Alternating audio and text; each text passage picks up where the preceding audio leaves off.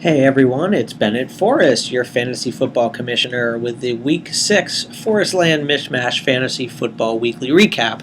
And what a week it was. We had a couple really close games, and of course, Sunday was my birthday, and I got to sit home and watch football with some friends. So thanks to everyone who came by and helped celebrate my birthday with me. It was a lot of fun. Of course, I got my second win of the year. Not sure if that's a birthday karma thing and my team still stinks, or if I'm on the upswing, but we'll certainly see. So anyway, let's get into the recap. We had one really exciting game that came down to Monday night, and as you probably noticed, it's been sort of, and there's a lot of vibe going around that it's been sort of a crappy football year. A lot of penalties, a lot of teams just out of sync, not really playing well. So when there's only one game on, for example, Monday night, Sunday night, or Thursday night, it really shows how uneven these games are, and a lot of them are actually sort of unwatchable, except, of course, for fantasy football implications. So thank God for the red zone. The red zone makes it awesome on Sunday because you get the combination of all the good games.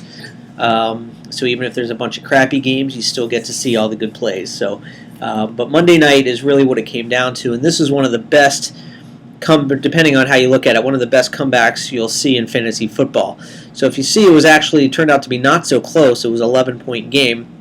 But coming into the game, the Travelers had 114, and the Mandarino had, 120 something. So bottom line is that Mandarino had a nice 8 or 10 point lead going into Monday night's game with Ryan Fitzpatrick, Matt Forte, and the Cardinals defense all playing. Meanwhile, the Chicago Travelers just had David Johnson. So what did the Chicago Travelers need? A little bit of everything, and that's exactly what he got. He got 37 points from David Johnson. Kudos again to Temi for drafting him, number, I believe, 4 overall. He had 22 rushes, 111 yards, 3 touchdowns, 37 fantasy points. As you can see, has gotten really good production every week, even with one mediocre week built in there. So David Johnson's been great, and he got 37 points and didn't need too much from Ryan Fitzpatrick in the Jets, but as you can see by the 28-3 score, got nothing. Fitzpatrick actually got benched in the fourth quarter, and one of those things where Temi needed everything to go right, and everything went right Monday night. And Mandarino, of course, is going to be bummed to have his own Miami Dolphin, Jay Ajayi, and Golden Tate for Detroit on the bench. Obviously, could have used that 37 points instead of Matt Forte's 2. Eddie Lace has been real disappointing for Green Bay. Of course, so is Aaron Rodgers for the Slim Aussies. We'll get to that in a minute. But Mandarino, tough luck. They fall to 1-5 after beating the Slim Aussies in Week 1. They have lost every game since. The Travelers are at top of the Mish division at 4-2. Of course, I'm going to talk about my game next because I'm more aware of that, and I'm the commissioner. I can do what I want. So, in spite of a very disappointing season and night from Aaron Rodgers, Carson Palmer on Monday night didn't do too much. Of course, David Johnson got all the points, but LaShawn McCoy, Matt Jones finally having 2 good weeks in a row. He's Mr. Every Other Week guy, but as you can see, actually, he's still every other week, but I stuck with him. He had the great week in Week 4. I put him in Week 5 and wanted to take him out, but I guess maybe I sort of knew that he was going to have a good week going by the every other week philosophy. So Matt Jones had a great week, and I don't understand why he doesn't do better every week because every time I see him, he looks really good.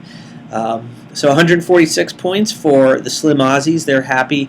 Of course, Cam Newton on the bench for the Baltimore Riot doesn't help much, and not much else going on there. So Slim Aussies will take it. They moved to 2-4, still in last place, but a good showing there.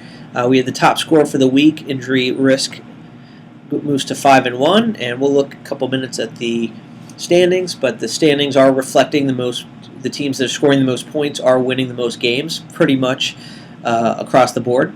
So the cartel had pretty much a lot of people on bye, especially the Mike Evans, Jameis Winston combo. That's been great all year. So they only get 123 points. Had, of course, even getting 30 points from Marcus Mariota, subbing for Winston, not much to get excited about there. And injury risk just keeps on rolling. T.Y. Hilton, actually, I thought he had a better day than that. Maybe he had a play called back on a penalty or something, but he only gets 7 points. But the wide receiver for the Bears, who's sort of under the radar, the running back for the Bears also got a couple points. But really the quarterback, the Julio Jones, Matt Ryan duo is really carrying it for injury risk. Andy Dalton, in spite of the pretty poor showing for the Bengals, did get 22 fantasy points, and a pretty good day overall for injury risk. Again, they're 5-1. They're leading the MASH division. We had ForrestLand, who's, I believe, second place in the Mish division with a nice 171 points. Of course, Drew Brees is amazing, 40 points. And I'm not sure why Brandon Cooks wasn't in there, because he had 33 points on the bench. He's had a great year. He had that one awesome week in week 1, and I guess been sort of mediocre since then. Willie Snead got the start, but Willie Snead hasn't been doing much lately either. So not sure why Brandon Cooks wasn't in there. Would have put her over or close to 200 points. But nonetheless, ForrestLand gets the win with 171 points. Colon cleansers. Obviously, Roethlisberger got hurt. That didn't help. LaShawn McCoy scored all the points for the Bills, so Tyrod Taylor didn't get too much. And just not much going on. Can't really fault colon cleansers for not putting Case Keenum in, but if you'll notice down here, Case Keenum's got 32 points in a loss against Detroit. So the colon cleansers are not having a good week, but they are 3-3. And we also have the Somerset Stallions also falling to 3-3. Third and Oolong comes up to 3-3 with a nice 144 points. Rams defense started off the season really well. Is only not getting too much lately. The Stallions just didn't get a lot of points. Nothing else you can really say other than a lot of single digits in the middle here. Third and Oolong, pretty respectable showing. Just enough to get the win. Did obviously get a good day from Gronkowski, but really just sort of an even showing all around to get the 144 points. And third and Oolong moves up to 3-3. So let's take a look at the standings. As I mentioned a couple minutes ago, you'll notice if I sort by the points for down here, you'll see almost perfectly in line with the standings. The Cartel and the Stallions are flip-flopped a little bit with a one-game difference. Otherwise, pretty much the team scoring the most points are getting the most wins. So, the Slamazis get a much-needed win. They're threatening to come out of the cellar, and Mandarino's having a little bit of a tough luck season, but still a long way to go. We're not even halfway through the season yet. No one's clinched a spot. Only one team's really hurting, and that's, again, Mandarino. But the rest of the teams are bunched up in the middle, so lots of football to play. So we'll see what happens.